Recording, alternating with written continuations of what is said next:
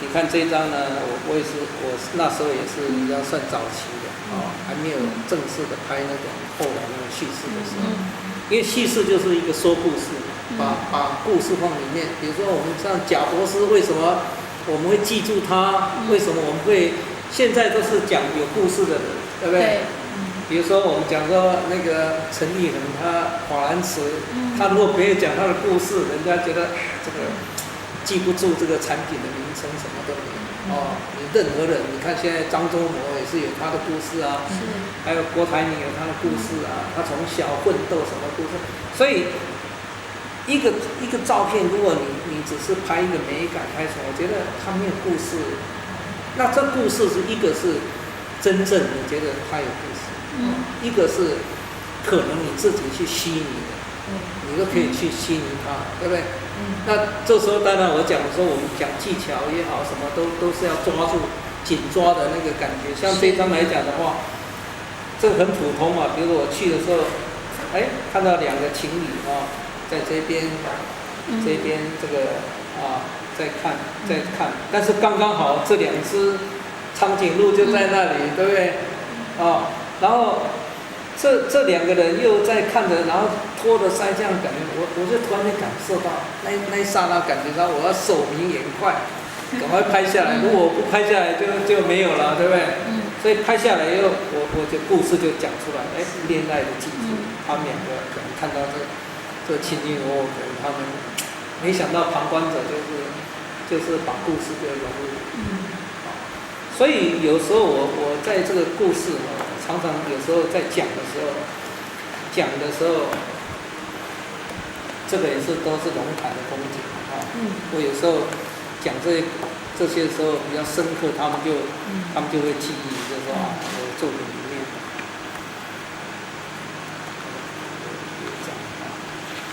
比如说这张这个柯西姐她很喜欢这一张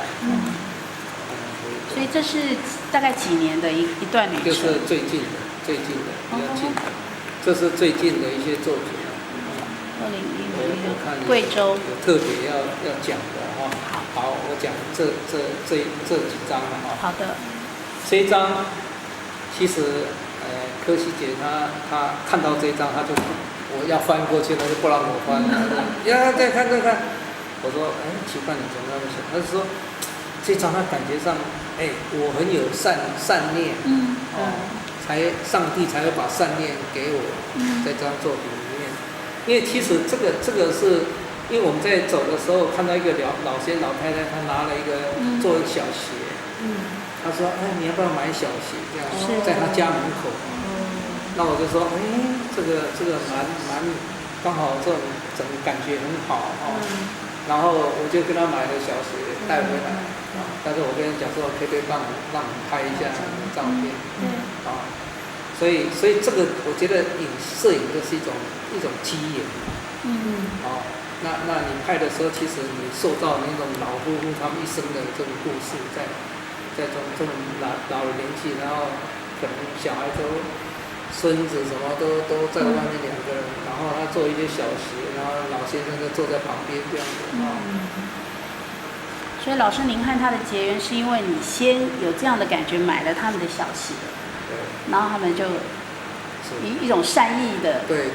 我们想去拍他们，我觉得很有味道，可能反射到我们自己的情形，常常会反射到我们的人生、我们的现象或什么让我们拍下来。但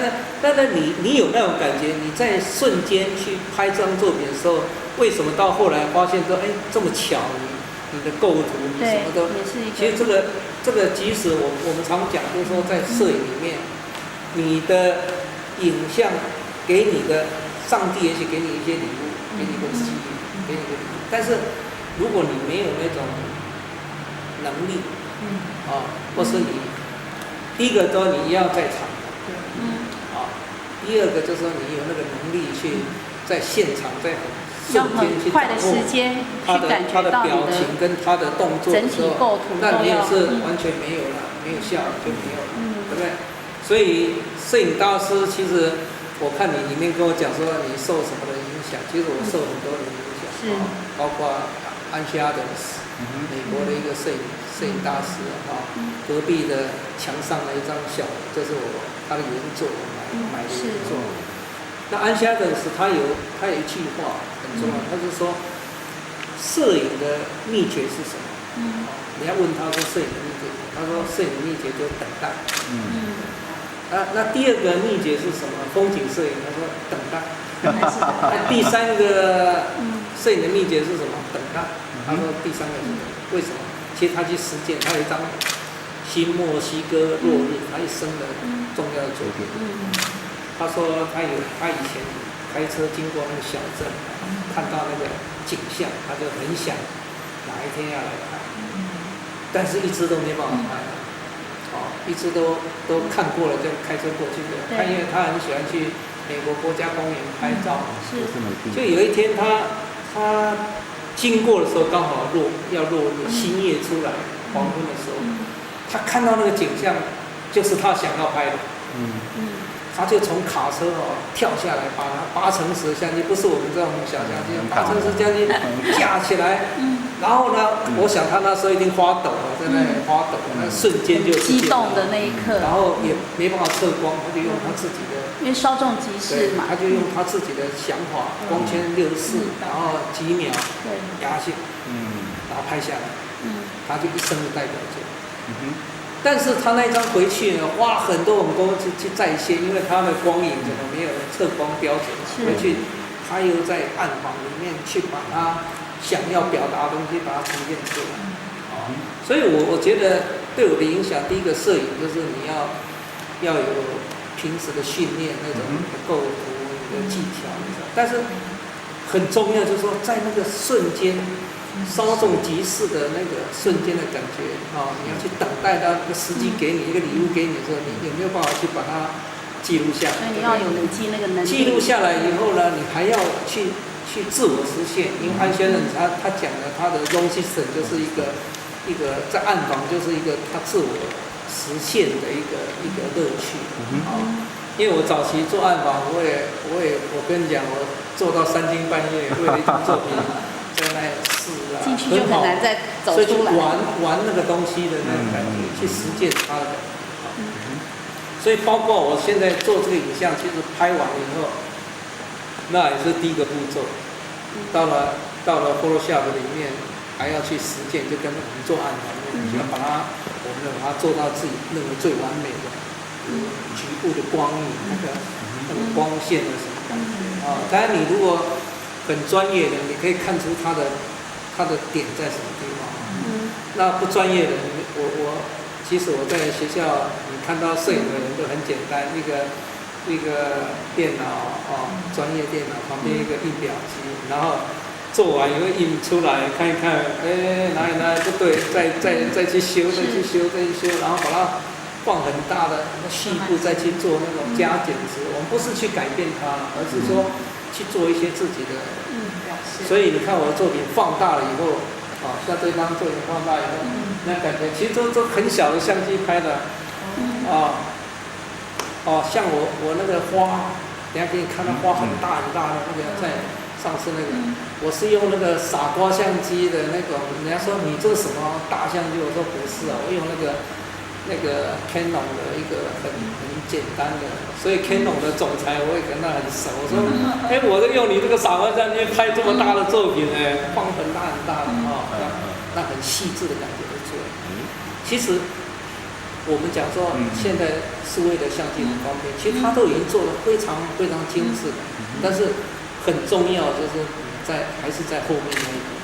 所以老师，你觉得就是器材对你来说是一个基本，可是可能拍摄者的想法、构图跟他的感觉以及后置这一块，其实是非常重要的。就像安夏德斯那样子，对不对？在后面的你要做到很细致的，要完全去实现你心中。因为我讲，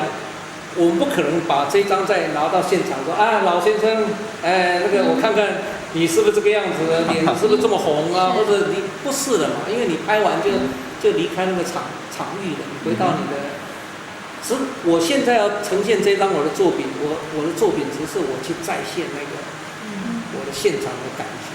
去把它做出来。所以其实它已经是不是所谓的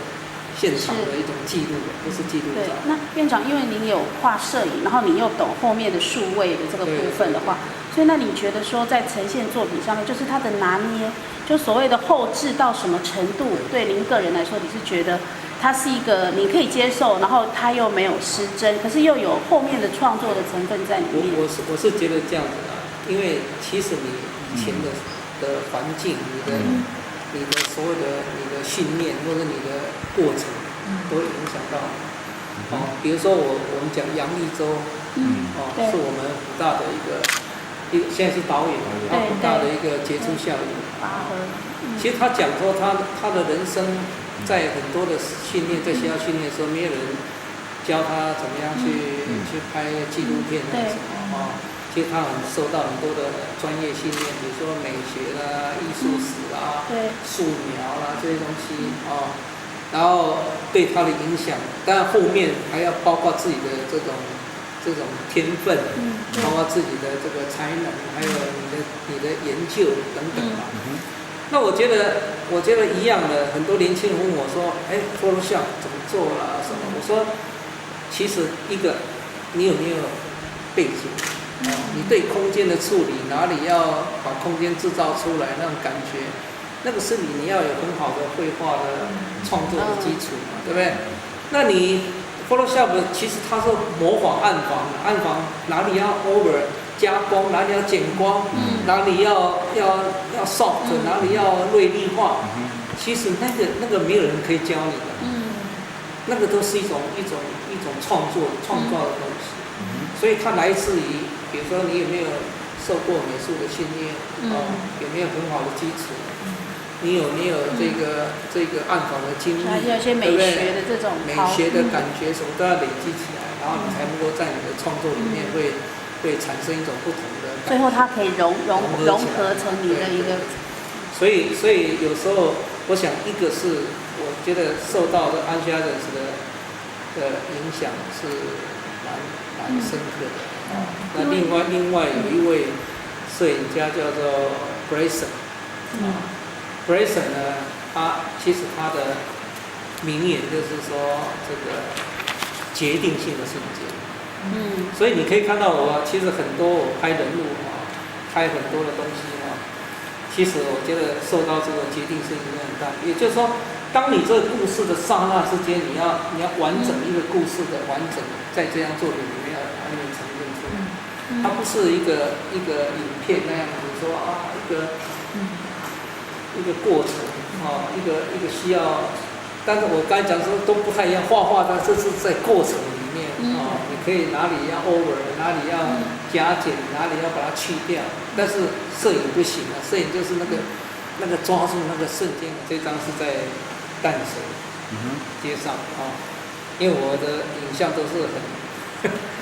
不是很去跑到什么深山去拍，因为我都是在身边的生活里面的了解。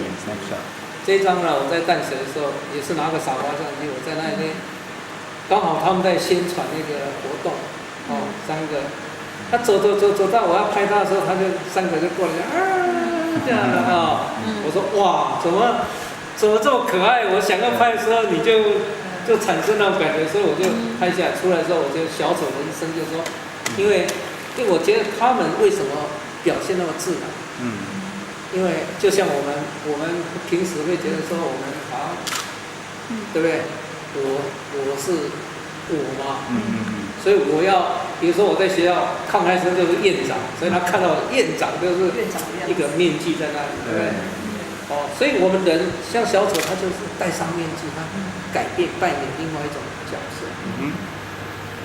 所以他就完全会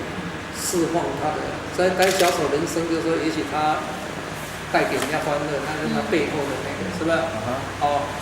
所以刚好在那个刹那，他们就三个人很自然的去表现的时候，那我拍下，我觉得我就是抓到我想要拍的东西。那个瞬间，对。但是你可能在这时候你要怎么去构图，怎么样去构图，这个就是你的整个要把说故事说得更精彩，对不对？那就要靠你的很多的美学跟什么经验，瞬间就给你。所以有人讲说，我刚才讲说，如果上帝把礼物送到你面前，你没有那个能够去记录它，能够去表现它的，那也是浪费掉了。就像一个导演一个电影，他怎么样导，他用什么手法去呈现。那你如果一个很好的剧本，你把它浪费掉了，拍出一个大烂片，那不是跟我一样嘛？就说你故事怎么样去剪辑，去构筑一个故事，怎么样去把它讲得精彩，这个就看一个兼摄影者兼一个导演，各方面一直累积到最后。对，要怎么样去呈现？所以你觉得一个摄影师的感觉其实真的很像导演。比如说，好了，我因为我很喜欢拍摄，就这样好了。其实这种都可以谈的哦。像比如说很普通的风景，可能对你来讲，可能就是一个不太一样的。比如说这个很普通，在北京大学的校园里面的一个雕像，